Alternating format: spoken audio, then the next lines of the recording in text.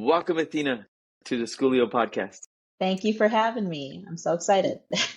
Today, we're going to talk about Owler AI. The world is talking about AI, so we're going to talk about AI, but I also want to talk about your adventure to get Awesome. you over here. So, I always start with all of our guests with EdTech is a crazy category. The folks that get into it are my people, very unique. I want to know what the origin story is. So, tell us a little bit about your background and how did you end up in education? Yeah, education's just always been really important to me and to my family. I come from a grandparent who didn't get to learn how to read or write, had to drop out of school to help his family. I'm the first person on a side of my family as a woman to go to college to get a master's degree. My parents moved to this country for my education, and so it's always education has just been this thing in my family that has led us to more opportunity. And so I always knew that I wanted to dedicate my career to it. And so at first, I wanted to go to school, kind of understand the world of business, understand kind of how does the world work? Why does it work this way? We live in a capitalist society. And so I got that business background. I then went on to become a consultant, which basically means I work for a company that gets hired by Fortune 100, Fortune 500 companies to fix some sort of problem. And so I've worked in everything from logistics to finance to healthcare, working on solving different types of operational issues, but mostly designing or finding a piece of technology that solves that problem. Um, and so eventually I felt like I had a good footing on how to run a business and went out and started Owler, mixing my business background with my passion for education. Oh my gosh, so much to unpack there. Um, what's your background? What's the origins? Yeah, my family is from India. It's a small coastal town called Mangalore on the southwest side. And then my parents actually lived in Dubai for 14 years. I was born Oh there, wow. and then when we were 6 months old, my family didn't know if they were having a boy or girl. And so when a girl came out, we decided to move to the US. And so really set me on a different path. Man, and where are you guys based in the US now? In Chicago. So my parents have Chicago. lived in the suburbs of Chicago for 32 years. And then Man. I got a little break from Chicago. I went to school at Cal Berkeley and then decided to come back to Chicago after and recently just moved to a different neighborhood, bought a house, getting married That's here, settling down. amazing. Wow. Are you a Bulls fan? Oh, sorry, I missed it. Did you say it froze for a Um, sec? are you a Chicago Bulls fan? I am actually a huge, huge basketball fan. Grew up playing basketball, Yes. so love the Bulls. Amazing. Yeah, I'm a huge Michael Jordan fan. I actually went to Yeah. North Carolina for a homeschooling conference, Oh, partly for the conference, but really to go to Chapel Hill. I was like, I've been wanting to go there for decades, but never had a chance to go. so cool. I like to, yeah. So at some point, as young folks, especially South Asians, education is sort of not a option. You're sort of pushed into the extreme version of it because our Yeah. parents are very much into A's are the only thing that matter. But Yeah. you also said you made a choice that learning is really important for you. One of the things I always think about with our homeschooling parents and just even, my kids are in public school. At what point did you decide education mattered for yourself? Yeah. I mean, I really saw it as, I mean, it was my parents' ticket to greater opportunity. And I saw it as both probably influenced by my parents, but as my ticket to a greater level of opportunity than even they had, you know? I'm sure come from similar backgrounds. Your parents worked really, really hard to get you into a public school or a school in a great neighborhood or into a great school, and you saw them put in that level of effort. So I saw that every day. I guess a big part of my background that I didn't hit on was I come from a long line of entrepreneurs. So the grandpa that I mentioned that couldn't read or write, he actually learned how to sew and then eventually started his own sewing business and became like a really great entrepreneur and was able to really help things in his city. My parents, even though they moved here, they started businesses of their own. And so I worked in my dad's deli starting at 13 years old. I don't know if that's legal. Maybe we should cut that. But from a really young age, I was behind the cash register and really saw firsthand. We were working on the weekends. We worked every day during the summer. Um, and so I wanted a better life for myself and I saw education as the way to get that. And so for me, learning from a very young age was the ticket to greater opportunity.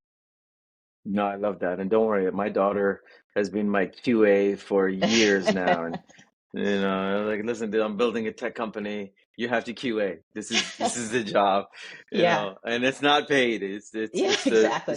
It's the free rent you get to live here. Exactly. So what kind of student were you? Looking back now, and then obviously you run an education company now, so you're surrounded by educators and folks that are looking at different learning models. And since the pandemic, the types of learning, whether it's neurodivergency or not, there's a lot of spotlight on how do we teach and how they learn versus Right. here's education. So, what kind of student were you? Yeah, I think if you ask me, the student I was from, 0 to 6th grade, very different than the student after. My 6th grade teacher we had a parent teacher conference, and he told my mom, Athena's really smart, but she never raises her hand. And my parents, we talked about how they can be pretty intense when it comes to education, decided to the very next week sign me up for a speech competition. And so I had to go. I remember going into, it was called the Optimist Club at the time. I think it's still around. But they hold speech competitions for students. And so I went into that first meeting and I was just supposed to say my name in front of a group of people. And some guy at the back of the room was like, I can't hear you. And I remember just shaking. Like I was so nervous. I was so scared of it. And so, anyways, long story short, I ended up winning the district competition that year, went on to win state and place in nationals and all of that. But that to say, that one parent teacher conference really changed the trajectory of who I was in the classroom and also thereafter. I got really into writing, which is why I currently have a writing product. Um, and so that really helped kind of flip the scale of I had some confidence going into the classroom. I really honed in on my writing and communication skills. And so I guess the type of student I was obviously just diligent because of our background and the expectations that Yeah, I yeah, had, but then at the same time, kind of finding places where I felt more comfortable. And I did feel really comfortable in school yeah. because of that background in public speaking, but also fine tuning my communication skills. No, that's amazing, man. Uh, I figured out that I'm a pretty shitty student because nobody told me why I need to do anything. And this is Yeah, perfect for entrepreneurship because now I get to go, why is this happening? Why is that happening? right. And You get to how ask do more I solve it? questions. But when you're in grade three and grade four and you're like, why do I have to do this? And the answer is because we told you, my brain just never accepted it. And Yeah, so, when I look at sort of, the entrepreneurship path, nobody in my family really has that lineage, and I'm a black sheep, and I'm like, okay, that's this amazing. is kind of how I need to piece the world for it to make sense to me. But consulting is such a That's so lucrative cool. gig, right? And then you're like, no, this is cool. I'm gonna go do my own bootstrapping startup thing. And make Obviously no from money. our little conversation, yeah, like entrepreneurship is a calling, it's in your DNA. But why now? And like, why switch? When this educational sort of upheaval is happening in the world. Yeah, I think there is a lot of educational upheaval. It's a very good question. Some days I question it. No, just kidding.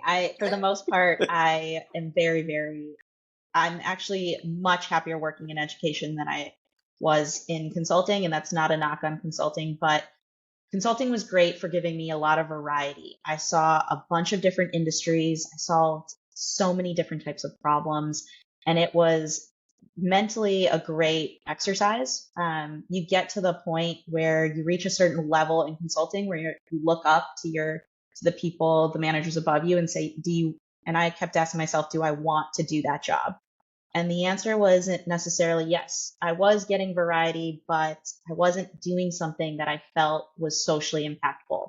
And there gets a point when you're working 16, 17 hours a day where you have to look at yourself and say, does this matter? And to me, I reached a point where it didn't matter anymore. I had gotten a core set of skills that have been extremely helpful that kind of like what you were talking about, that curiosity, that inquisitiveness, the challenging of assumptions. Like I got some of those skills. I got the hard skills of learning how to do financial models and build a presentation and communicate to an audience. All of those things in consulting were very core and really helpful to me now. But I was missing this huge piece of, does this actually matter? And education obviously does matter. It touches every single person in the world in some way.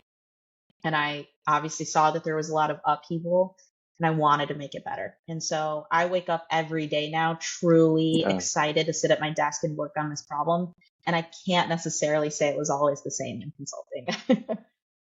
Oh, I love that, man. I mean, this is my fourth venture. And after I sold my last agency, I thought I was done. I'm like, why would I do this entrepreneurial thing? I'm a made man now. I should be able to. I was trying to kind of think about what you started in a career. I'm like, I've been entrepreneur since university because I didn't want a resume Wow. to be the judge of like what my value was. My So thought cool. was I'll hustle, build a brand, and then when I get into my later stages, I will just be the best consultant possible and I'll command the huge salaries because I bring life skills and all this stuff. So that was my goal. Build 3 or 4 companies, get into my late 30s, early 40s, and then become a global consultant that just travels to these countries to like take on local problems. Um, but then Schoolio happened, and then now I'm bootstrapping with a little bit of VC money, doing all that stuff again like I So was cool. 20. But I was like, damn it, man, I got pulled back in. Now, I chose a segment that is largely ignored. They've been Yeah. ignored before the pandemic. The segment is growing, homeschoolers, alternative education, etc. Um, Tell us your mission. Give me the 30-second pitch Yeah. and why educators. Yeah. So I would say we also help a segment that's largely ignored. What Owler does is essentially it's for educators, both online as well as traditional classroom, middle, high school, university teachers and professors to leave AI generated feedback on student writing. And the goal here is really that teachers are burnt out. Feedback takes a really long time. How can we help get them 80% of the way there, 85% of the way there, while still keeping them in the process, reading their student work, still having that connection to their student work? But so much of grading and feedback is repetitive. Let's take out the repetitive things. Let's start you on third base, and really help even reduce the cycles of how long it takes to get students back feedback. Can we get students feedback the next day and keep it still relevant and timely for them and help them improve as writers? So the goal is really educator focused, with the tertiary impact being to student writing improvement. So how do you measure that? And as an entrepreneur, speaking from my own experience, I think about like what are my sort of business KPIs and what are my personal KPIs. Yeah, Business is easy, growth, revenue, traction, all that kind of stuff. And then personal is like, how do I see the impact, yeah, right? And one of our challenges was for the first 3, 4 years, um, we don't have a physical school, so I can't see kids come into a physical space and see that interaction. So right. for the longest time, I was like, man, everybody's a credit card payment and a line item on a spreadsheet. How do I get excited about this stuff? But how do you measure Yeah. your success from an emotional perspective as a founder? That's a really good question. For me, it's honestly talking to teachers. So I've already talked to 6 teachers this week, and it's Thursday. Um, I show them the product. For us, it's really, really, really important to keep the educator at the center of our product. So I'm always engaging with educators, showing them the product, doing demos, getting their feedback on it, so that we can build in features that are impactful to them.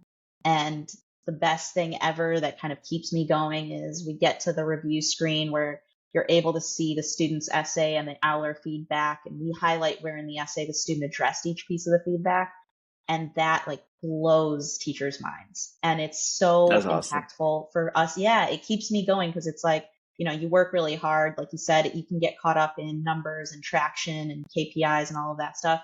But when you see a teacher who is so burnt out and you give them kind of a lifeline to, help a little bit with that burnout, they can't help but share their excitement. And for me, that's what keeps me Yeah, and listen, proof is in the pudding for us. My co-founder Lindsay, we've been working on different types of models to do student assessment with kind of the language.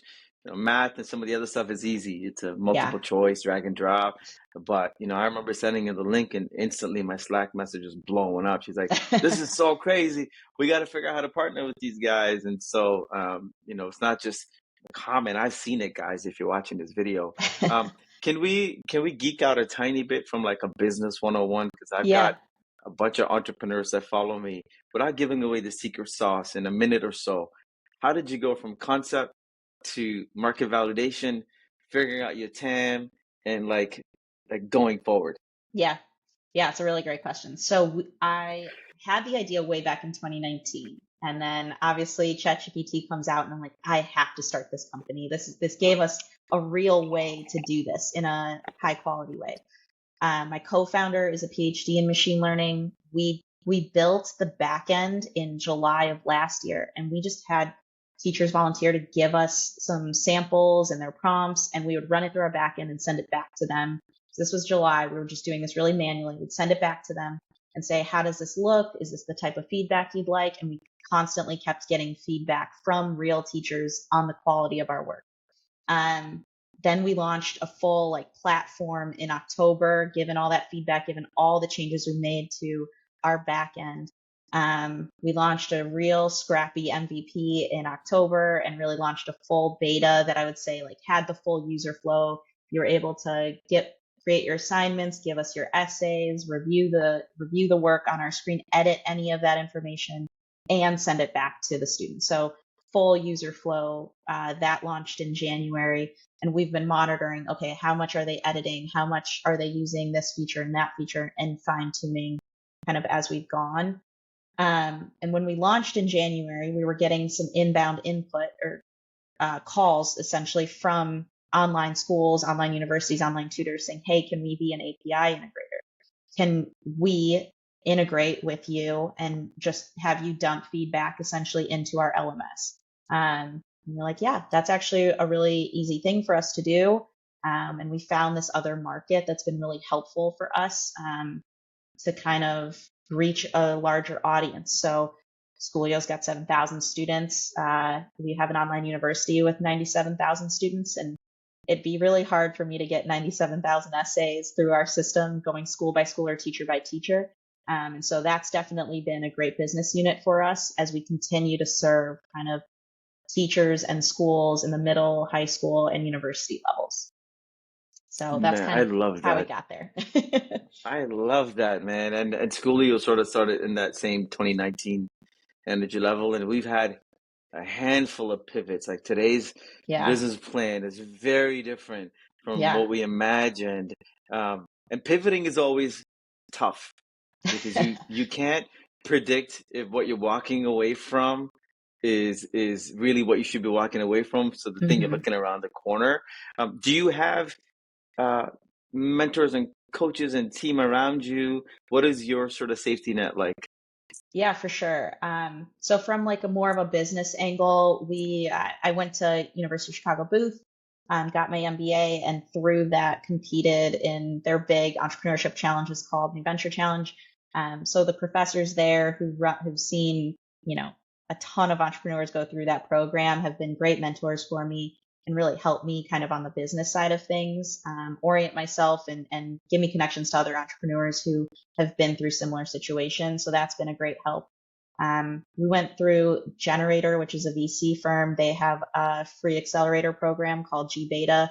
We went through their accelerator, and that was a great connection to kind of tie together business and got a lot of mentors in the education space from there that were great.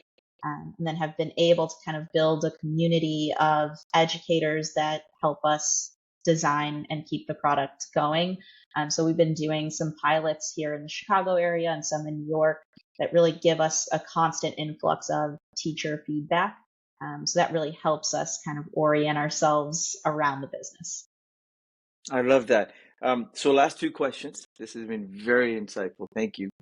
First question is if you could speak directly to the teacher watching this going, man, I get all this stuff, but like, give me that one sort of bullet point from me. What Yeah. is the one thing that is going to make me want to go to your site right now and check you out? And two, I'm curious if we looked at all the changes that are happening, kind of like what they said in the past, every books are going to be gone and calculators are going to ruin education. And we're now at a point where AI and tech and homeschooling and all these things are growing. Fast forward 10 years from now, what would you predict the model to look like from where we are today as an education founder now? Yeah, those are both really good questions.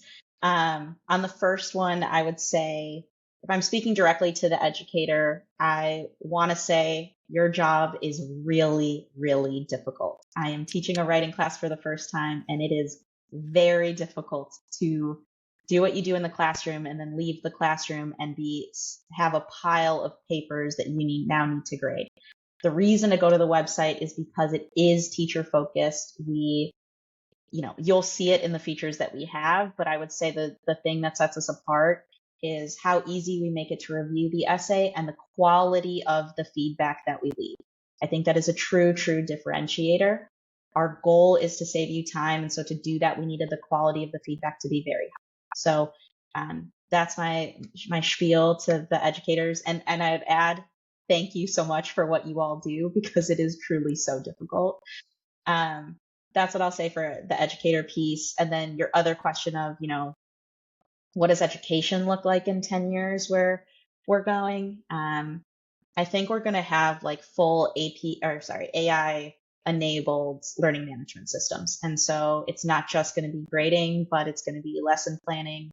It's going to be full student data, AI generated everything. So real personalized learning. And I hope that is where we go. I think it's Yeah. really important with how many different types of learners we have. It's a little bit unfair that we hand everyone the same worksheet and expect the same thing from everyone. But if we can have data on who a student is, then we can generate lesson plans for that student. We can generate homework for that student. We can grade for that student and kind of have a fully enabled learning management system that is powered by AI, but is really built for each individual learner. I love it, man. That's exactly the dream we're trying to introduce in a market where kids don't go to school. Yeah. And it'd be crazy to see. I mean, my personal dream is we stop dividing these two ecosystems. Mm-hmm. Whether you want to homeschool or whether you want to send your kid to private school or public school, that's still an adult decision. Right. And I think about it going, well, why can't I homeschool, but my kid still signs up for the basketball team and goes there to Yeah. play basketball, right? Goes to the field trip. And so I think echoing your sentiment, and I've already seen the product as a teaser, guys. It's man, I can't wait to figure out how we're going to integrate with some of the AI stuff we're doing. But I love the fact that you're taking on a big problem for teachers. And, it's only after the pandemic where I realized, oh my gosh, I've been I've been, really misunderstanding the role of an educator. Because Right. I'm like, listen, you get paid to be in front of my kids all day. I'm like, no, that's one of 15,000 things you have to do. Yep. And then It's we give you a classroom of like 38 kids that are so exactly. different. Exactly. I can barely handle two kids that are different at home. Right. Exactly. Yeah. It's hard And to manage 30 personalities and teach them the same thing in the classroom. And then when you leave the classroom, you have dynamics playing out in your department. You have work that you got to do yeah. that's administrative. It's a really challenging job. Well, Athena, thank you for sharing. We're excited to continue the journey with you guys and get some of that Yeah. integration tests happening for back to school. And anybody who's an educator watching our ecosystem, go and just get to know these guys because I think your vision for where teachers need help is really important, and I'm Thank excited that you. we got a chance to talk today. Me too. Thank you so much, Satish.